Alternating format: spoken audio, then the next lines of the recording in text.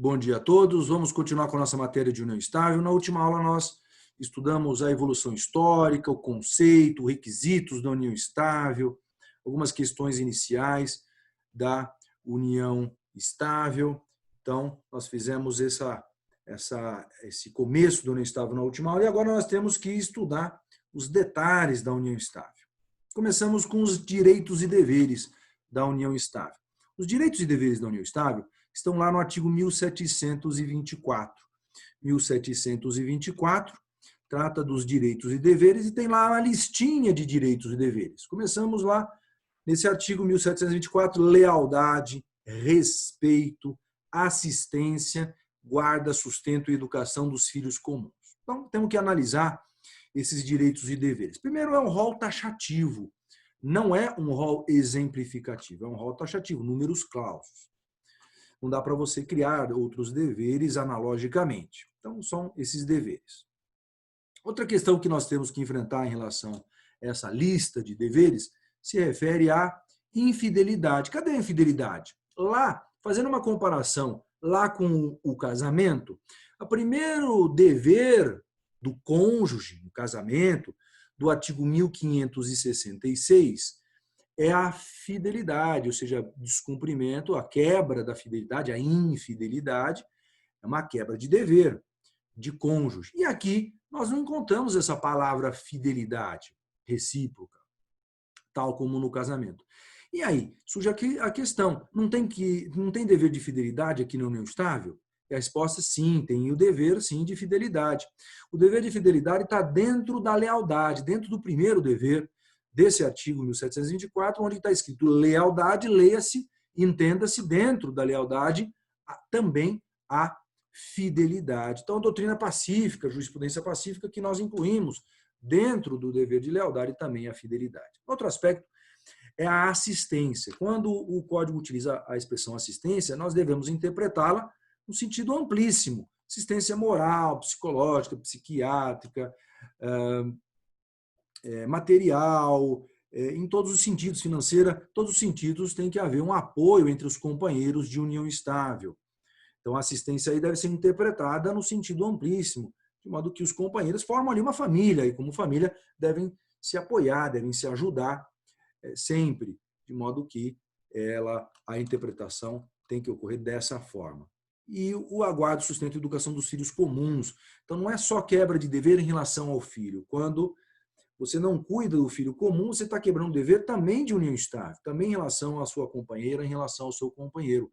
Além do dever, é claro, de pai, de mãe em relação ao seu filho. Você também vai estar quebrando. Então, quando você não cuida bem, não sustenta, não dá educação, não cuida bem da criação do seu filho, da guarda, educação e sustento, você está quebrando um dever de pai para com seu filho, mas também um dever para com sua companheira, o seu companheiro. Aqui surge também, dentro desse item, direitos e deveres dos companheiros de união estável, a seguinte questão. Existe dever de coabitação?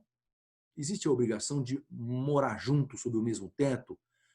Nós já vimos na outra aula que a coabitação não é um requisito essencial para a configuração da união estável. Agora, a pergunta se refere à coabitação em relação aos deveres. Tá? O dever ou não, essa é a pergunta, de coabitação, tá? Que não é requisito, não é, já estudamos, mas é um dever a coabitação na união estável? E a resposta aqui, não, entendimento aqui não é um dever de coabitação. Quem explica bem isso é o Flávio Tartucci, de que aqui na união estável não existe o dever de coabitação. Passamos para o próximo tema, patrimônio comum na união estável. Claro que aqui nós não vamos estudar cada regime de bens. O estudo de cada regime de bens nós já fizemos em outra aula, na aula de regime de bens.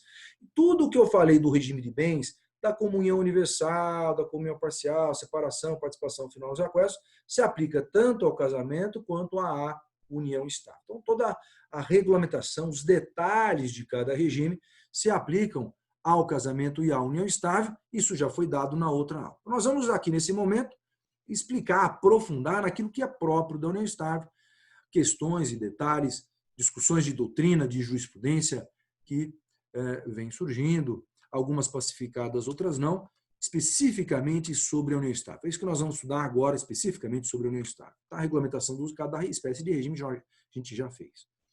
Começamos com a recordação de qual que é a regra geral. Se o casal não escolhe por escrito o regime de bens da união estável, qual que é a regra geral que se aplica? E a resposta é comunhão parcial. A regra geral que se vai se aplicar é o regime da comunhão parcial de bens. Então, tudo que se adquirir durante a união estável pertence aos dois. O que ele compra, o que o companheiro compra antes da união estável é só dele, o que ela compra, o que a companheira compra antes da união estável é só dela. Então, aplica-se em regra o regime da comunhão parcial de bens. É possível o casal mudar esse regime? O casal que vai manter a união estável ou está mantendo a união estável pode mudar esse regime de bens para comunhão universal, separação absoluta, participação final dos aquestos? Pode. Pode através de contrato escrito. Basta que seja feito por escrito. Precisa ser por escritura pública? Não. Precisa reconhecer firma? Não. Mas também não pode ser só verbal, né? Tem que ser por escrito. Essa é a exigência da lei. Essa é a exigência lá do Código Civil. Está lá no 1725, dá uma lida, depois no 1725. Mas é possível que se queira dar publicidade. Para se dar publicidade a esse regime de bens da união estável, é possível fazer por escritura pública. Não é exigido, mas é possível. Se permite fazer por escritura pública no tabelionato de notas, fazer registrar também no cartório de títulos e documentos. É possível registrar também, fazer a averbação junto à matrícula no cartório de registro de imóveis, e aí se dá publicidade ao regime de bens daquela união estável.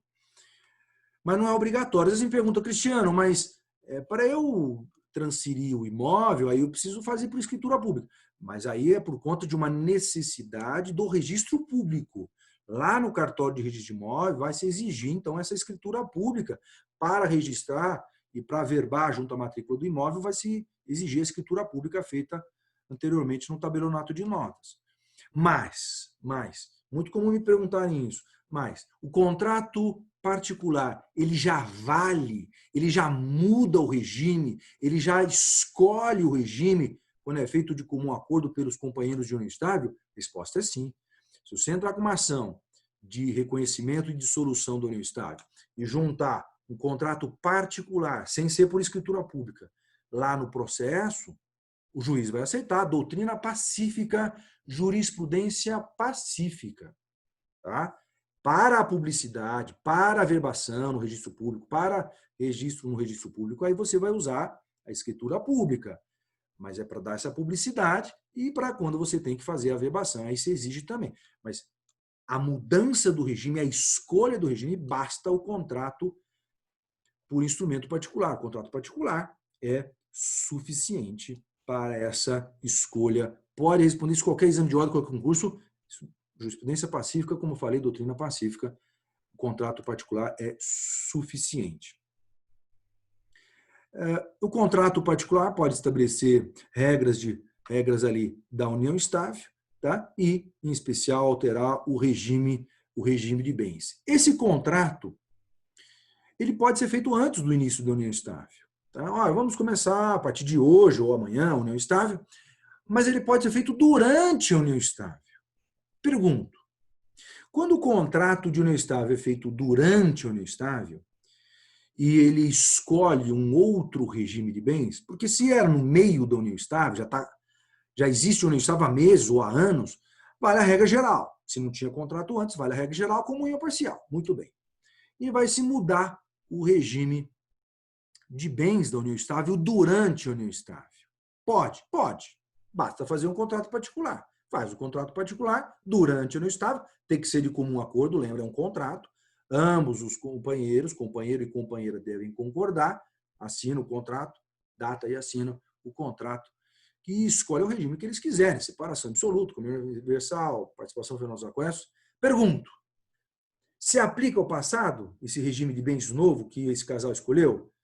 E a resposta é que não, se aplica dali para frente, dessa alteração para frente. Não vai retroagir esse regime de bens, não retroage essa posição, inclusive do Superior Tribunal de Justiça. Isso já tem decisão desde 2015, relator ministro Moura Ribeiro, nesse sentido do egrégio Superior Tribunal de Justiça. O regime de bens não retroage. Então vai valer, pode ser alterado, basta fazer o contrato, faz a alteração, mas se aplica dali para frente esse novo regime de bens.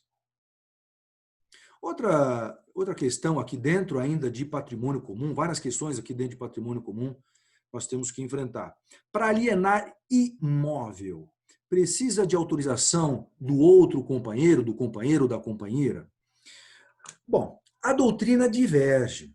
Há parte da doutrina que entende que não há necessidade, outra parte da doutrina entende que sim, existe necessidade sempre de autorização do companheiro ou da companheira para alienar bem imóvel. Vai vender, vai doar, vai permutar, vai hipotecar um imóvel, vai precisar da concordância do companheiro ou da companheira? A doutrina diverge. Mas a jurisprudência, inclusive do STJ, entende que sim, precisa da autorização. Precisa da autorização, primeiro, porque a união estável é um novo estado civil. Você tem estado civil de solteiro, de casado e estado civil de união estável, conviventes de união estável, companheiros de união estável. Então, se criou com a união estável um novo estado civil, de verdade. E esse novo estado civil é regulamentado pelo Código, pela lei, tem regime de bens, toda a união estável tem regime de bens, vimos isso na última aula. Então, existe uma regulamentação da união estável. Então, existe um novo Estado Civil e, nesse novo Estado Civil, no Estado Civil de união estável, para alienar bem imóvel, tal como acontece no casamento, nós aplicamos as regras lá do casamento, mais especificamente o artigo 1647, lá o 1647, que trata dessa obrigatoriedade, salvo no regime da separação absoluta, nos outros regimes, tanto no casamento quanto na união estável, existe sim a necessidade para alienar imóvel ou para praticar aqueles atos jurídicos do 1647 de autorização do companheiro ou da companheira. É bem verdade que o próprio STJ ele resguarda o terceiro de boa-fé, porque como a união estável ela pode ser feita sem publicidade, né? É possível fazer um contrato escrito, ou mesmo fazer uma união estável sem contrato, né? A união estável se presente os requisitos, mesmo que não tenha contrato escrito, ele já se configura, a união estável já se configura. Então, existe união estável mesmo sem contrato. Então, não há necessidade, o contrato é obrigatório para o casal escolher um regime de bens, ou um regime de bens diferente da comunhão parcial. Senão, nem contrato escrito vai precisar. Né? Presente os requisitos, configurou já a união estável. De modo que a pessoa pode mentir. O companheiro, a companheira pode ir lá no tabelionato de notas e mentir. Não, sou solteiro, sou solteira. A pessoa chega lá e fala, sou solteiro, sou solteiro.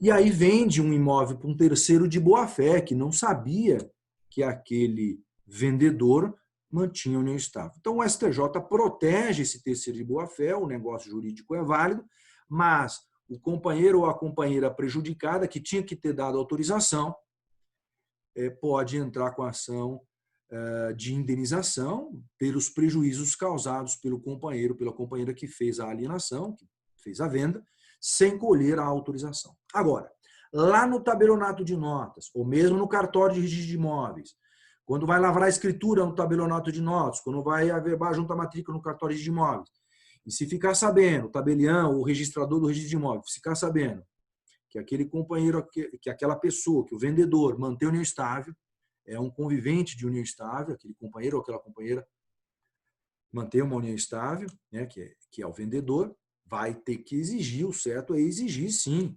a assinatura, a concordância do outro convivente, né, da companheira ou da companheira daquele vendedor. Esse é o correto. Portanto, o tabelião está certo em não lavrar a escritura no caso de se declarar, se informar no momento da escritura que existe união estável e deve ser perguntado, olha, você mantém a união estável? Você é casado? Não. Você mantém a união estável? A pessoa vai falar, sim, mantém a união estável. Então, vai precisar da concordância, da assinatura da sua companheira, do seu companheiro. Essa é a atitude correta. Esse entendimento, inclusive, do STJ. STJ, vou ler um trechinho, uma decisão do STJ, rapidinho, que diz o seguinte: revela-se indispensável a autorização de ambos os conviventes para a alienação de bens imóveis adquiridos durante a constância da união estável, mas protege terceiro de boa-fé, uma vez que não se anula para proteger esse terceiro de boa-fé. Relator ministro Marco Aurélio Belize, uma decisão de 2017 do Egrégio Superior Tribunal de Justiça. Então, deixou de anular para proteger o terceiro de boa-fé, cabe indenização, mas se ficar sabendo antes, deve-se colher, sim, essa autorização judicial, né, dos bens por conta da aplicação do artigo 1647 também à união estável. Outra questão ainda sobre o patrimônio na união estável se refere à valorização de bens ou valorização de cotas sociais de um imóvel que foi adquirido antes da união estável. Vamos supor que eu sou solteiro, eu compro um apartamento. O apartamento é só meu, né? O apartamento é só meu e, então, eu passo a manter a união estável posteriormente. Ou então, cotas sociais que eu tenho antes. Essas cotas sociais que eu tenho antes, depois elas se valorizam durante a união estável. E a questão é a seguinte: essa valorização durante a união estável, ela vai ser dividida entre o casal? Então, eu comprei o apartamento antes de começar a união estável. Quando eu comprei o apartamento, vamos dar um exemplo, por R$500 mil. Tá? E a união estável perdura no tempo, 1 ano, 2, 5, 8 anos, por exemplo. 8 anos depois, esse apartamento, em vez de valer 500 mil, vale 700 mil. Teve uma valorização de R$200 mil. Pergunto, essa valorização ela é dividida entre os companheiros de união estável? Ou o aumento das cotas, o valor das cotas sociais, vai também ser dividido entre os companheiros de união estável? E a resposta é não. Não se divide essa mera valorização do imóvel ou das cotas sociais, se não houver esforço comum. Claro, se o casal, durante a união estável, gastou dinheiro para ampliar a casa, essas benfeitorias pertencem aos dois. Aí as benfeitorias serão divididas.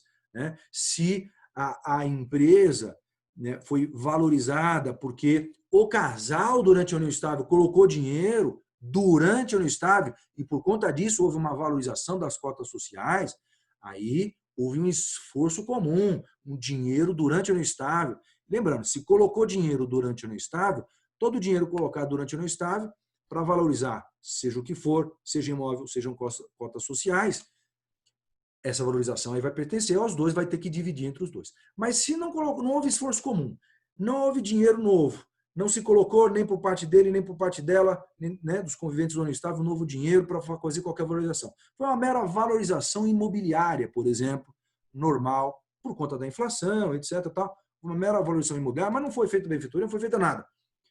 Isso vai ser dividido? Não, não será dividido. Essa é jurisprudência tranquila do STJ, na ferramenta em tese do STJ, edição 50, tese 5 do Superior Tribunal de Justiça. Superior Tribunal de Justiça, não custa recordar, a gente estuda isso lá em processo civil, você estudar em processo civil, que é o guardião da lei federal, é o STJ que faz a interpretação e a uniformização da interpretação da lei federal. Ora, o Código Civil é lei federal, então quem faz essa interpretação do Código Civil é o Superior Tribunal de Justiça, por isso que a gente acaba citando bastante jurisprudência do STJ.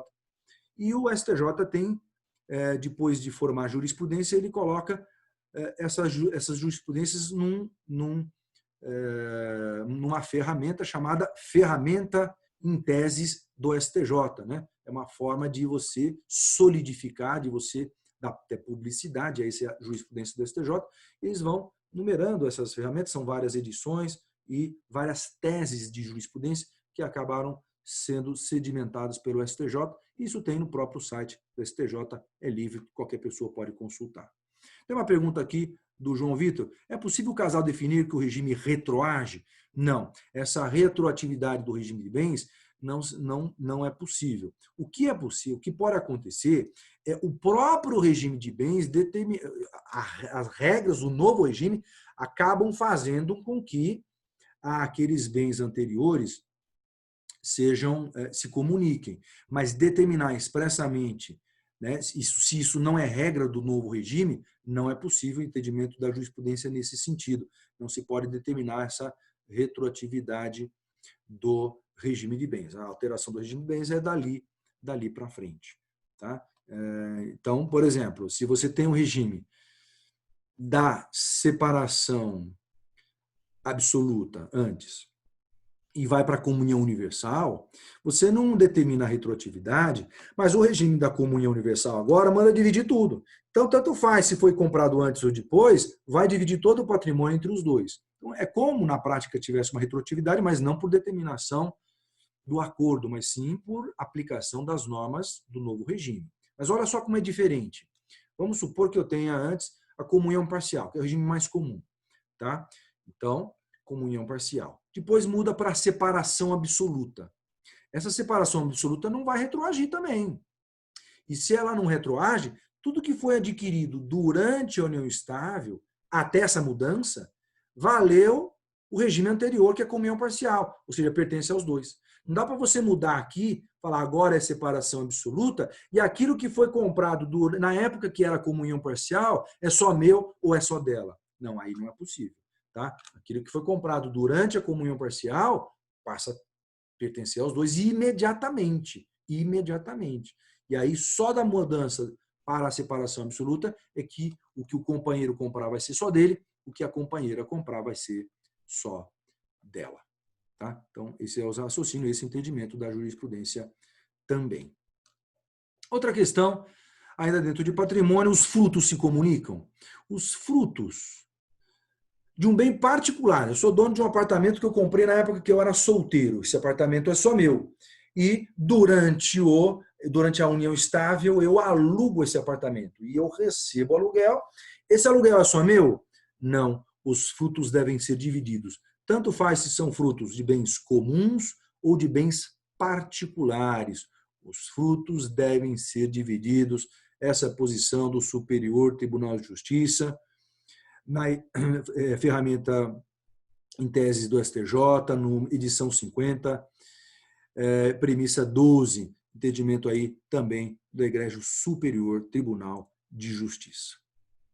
Próxima questão, venda entre companheiros. É possível uma venda entre companheiros de união estável de bens particulares? Claro, se o bem comum pertence já aos dois, 50%, então vai continuar dessa forma. Mas os bens particulares, essa que é a questão. Eu comprei um apartamento antes da união estável e durante a união estável nós estamos vivendo, obedecendo o regime da comunhão parcial. Então, aquilo que eu comprei antes da união estável é só meu. Posso vender metade desse imóvel para a minha companheira? Minha companheira quer comprar, quer ser dona desse imóvel meio a meio. Ela tem dinheiro, ela tem o trabalho dela, ela quer comprar. Posso vender? Pode, é possível vender bem particular, sim. É possível vender bem particular durante a união estável. Fundamento artigo 499 do Código Civil, artigo 499 do Código Civil. Separação obrigatória. Vamos para a análise da separação obrigatória na união estável. A separação obrigatória, o regime da separação obrigatória, se aplica à união estável? Então, a doutrina diverge, não é pacífico. Na doutrina, parte da doutrina entende que a separação obrigatória, ela não se aplica nunca à união estável, porque é uma norma restritiva. E a norma restritiva não se aplica analogicamente do casamento a união estável não pode ser aplicada e, portanto, não se aplica. Esse entendimento, por exemplo, de Zeno Veloso, entendimento também de Flávio Tartucci, de que não se aplica as regras do 1641, ou seja, da separação obrigatória. Vamos lembrar, o 1641 ele estabelece que em 3 hipóteses a lei impõe o regime da separação obrigatória. Quais são essas 3 hipóteses? Primeira, maior de 70 anos, quando um dos conviventes, quando começa a união estável, tem mais de 70 anos. Segunda hipótese, descumprimento de causas suspensivas. E terceira hipótese, quando há necessidade de autorização judicial para a configuração, para o casamento ou para a união estável. Então, essas são as 3 hipóteses de imposição por parte da lei do regime da separação obrigatória. A questão é, vai se aplicar a união estável? Apesar da doutrina divergir, a jurisprudência do STJ tem entendido que se aplica sim. Já há anos tem julgados do STJ nesse sentido e também no informativo de jurisprudência do STJ também nesse sentido que se aplica sim. Mas vamos entender isso com mais calma, com mais profundidade. As causas suspensivas lá do casamento não se aplicam à união estável. Então, se não aplica a união estável, essa hipótese de imposição não vai ser aplicada por expressa determinação da lei. As outras duas, eventualmente, vão ser aplicadas, em especial o maior de 70 anos. O STJ, entretanto, deu uma interpretação nova recentemente, nos últimos anos, de que a súmula 377 do Supremo Tribunal Federal, que determina que os aquestos, ou seja, que os bens adquiridos onerosamente durante a união estável, na separação obrigatória, devem ser divididas. Então, a súmula do Supremo, STF, a súmula 377 do Supremo determina: os bens adquiridos durante o casamento ou durante a união estável devem ser divididos quando o regime é separação obrigatória, separação imposta por lei. Aí vem o STJ e diz assim: olha, essa súmula do Supremo continua em vigor, até porque o STJ não pode cancelar a súmula do Supremo. Então, a súmula do Supremo permanece em vigor. Mas a interpretação moderna, contemporânea, dessa súmula 377 do Supremo Tribunal Federal é a seguinte: interpretação dada pelo STJ, que agora aplica a lei federal. O STJ vem e diz o seguinte, entendimento hoje do STJ: a súmula 377 do Supremo permanece em vigor, mas para dividir o patrimônio adquirido durante a união estável ou durante o casamento, precisa do esforço comum estar comprovado. Prova do esforço comum. Precisa provar que houve esforço comum, houve um auxílio efetivo do outro companheiro ou da companheira para a construção daquele patrimônio, aí o juiz manda dividir. Se não houver prova de esforço comum, não manda dividir, nas hipóteses em que um dos cônjuges para o casamento ou então um dos companheiros na união estável, isso vale para o casamento e para a união estável, no momento do casamento da união estável tiver mais do que 70 anos. Então, na hipótese de mais de 70 anos, para fechar o raciocínio, aplica-se a súmula 377 do Supremo Tribunal Federal, com a interpretação do STJ de que precisa do esforço comum para mandar dividir. Dá uma lida em casa na edição 50 da ferramenta de jurisprudência em teses do STJ, a número 6, ferramenta 50, a jurisprudência número 6 do STJ. Pergunta aqui do Rodrigo: essa súmula não anula o regime da separação de bens? É uma interpretação dada pela jurisprudência que vai, como você está perguntando, minimizar, diminuir a força do regime da separação obrigatória, né? enquanto que você tinha uma separação. E essa jurisprudência foi sendo alterada com o tempo, né? Lá atrás, décadas atrás, a ideia inicial era de que a separação obrigatória fazia a divisão de todo o patrimônio. Depois veio a súmula 377 do Supremo, já há também de décadas, determinando a divisão dos aquestos, divisão do patrimônio todo adquirido durante a união estável, de modo que minimizou o regime da separação obrigatória, quase se aproximando a uma comunhão parcial. E agora, uma nova jurisprudência do STJ muda novamente a interpretação do regime da separação obrigatória, dizendo tem que dividir, mas só se tiver prova de esforço comum. Então, você tem razão no sentido de que essa jurisprudência, que está aí publicada na edição 50 da ferramenta em teses, jurisprudência número 6, ela vai proteger, digamos assim, mais a pessoa que tem mais de 70 anos, porque nem tudo aquilo que é adquirido durante a união estável vai ser dividido. Então, a pessoa casa com 71 anos. Pela interpretação anterior, tudo que foi adquirido durante a união estável tinha que dividir. Agora não mais. Se não provar, por exemplo, que a companheira ajudou a construir de alguma forma aquele patrimônio, vai permanecer só para aquele idoso com mais de 70 anos que acabou por adquirir aquele bem. Ou vice-versa, né? Aquela idosa que casou com alguém e essa idosa tinha mais de 70 anos. Se não houver participação financeira, ajuda efetiva de alguma forma por parte do companheiro, aquele imóvel vai ficar só, aquele bem vai ficar só com aquela idosa. Tá? Realmente uma nova interpretação, uma nova visão da jurisprudência sobre o regime da separação obrigatória quanto àquela hipótese de casamento com mais de 70 anos. Terminamos a parte de patrimônio. Vamos para um novo tema dentro da união estável, que é a mudança do nome. Na união estável, é possível mudar o nome? O casal está lá mantendo a união estável, eles querem mudar o nome. Já tinha no passado uma divergência, agora não tem uma divergência, agora está pacificado, doutrina e jurisprudência, inclusive também do STJ, acabou por pacificar o entendimento de que é possível, sim, a alteração de nome quando o casal mantém união estável. O STJ tem entendido que para essa mudança do nome, quando o casal mantém união estável, aí vai precisar, sim, de escritura pública, vai ter que documentar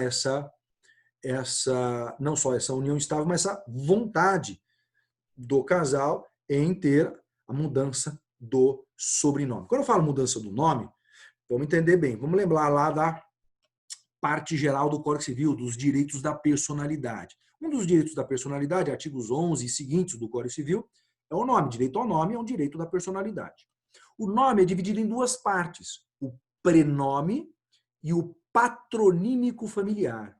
O patronímico familiar também é chamado de sobrenome. Então, no meu caso, o meu prenome é Cristiano. O meu patronímico familiar, também chamado de sobrenome, é Pereira Moraes Garcia. Então, o que pode mudar é apenas o sobrenome, também chamado de patronímico familiar. Gosta de cair em exame de ordem em concurso essa expressão.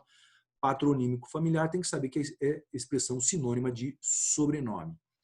Então, é possível mudar o sobrenome. Primeiro requisito, escritura pública. Tem que fazer uma escritura pública em que o casal vai determinar ali que eles mantêm a união estável e vai mudar o sobrenome de um deles. E segundo, concordância. Essa escritura pública não é feita unilateralmente. Vai lá sozinho o companheiro e faz a escritura. Não. É uma escritura pública em que a concordância, interpretação, entendimento hoje do STJ, concordância do companheiro. Então, a companheira deve concordar com essa mudança do nome. Tem uma decisão do STJ desde 2012, já esse entendimento já está pacificado no STJ, da relatora ministra Nancy Andrighi, nesse sentido, acompanhando aí a turma julgadora, acompanhando a ministra Nancy Andrighi. Então, hoje, para mudar, pode? Pode. Faz a escritura pública, com a mudança do nome, com a concordância e assinatura, portanto, dos companheiros, de ambos os companheiros de união estável. Tá? Então, perfeitamente possível essa alteração. Perfeitamente possível essa alteração.